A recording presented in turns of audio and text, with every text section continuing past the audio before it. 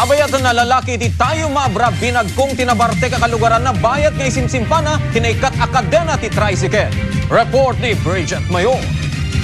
Nagsagaba ti sugat iti barukong ti upatapulo ti tawen na tricycle driver ani Jerry Coloma. Residente iti barangay Basbasa tayong Abra. Storya ti biktima, agawid kuman iti alas 5 ti male medical man kalpasan ang nagpasada. Nadadaelan ti tricycle na iti sitio Masigpit barangay Budak. Bayat apapaandaren na ti tricycle, simang peti sospek ani Alvino Padagas akalugaran na metlaeng. Dituyen abinagkong ti sospek ti biktima. Sigurado ko siya tinatanggan ko na naman. Kaya dyan lang ko bigla binagsulan. Naisangga ti biktima ti ima na iti umuna agundaway pa ng bagkong kenkwan at ti sospek. Iso amay salaing ti sugat na. Dagos ang nakataray ang nakapagpaaray at ti biktima. Kinamatmet dagiti pulis ti sospek ang nagkamang iti barangay Patukan na itayom. Aging gana na kemmeg dadaytoy.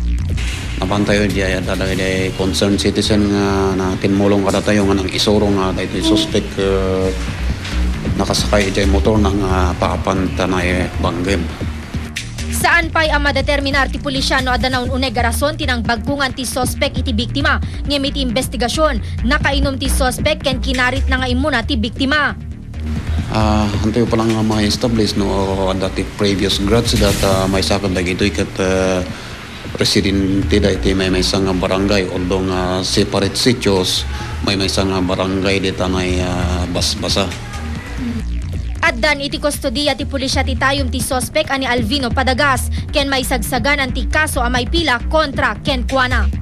Bridget Mayor, Balita, Ilocano.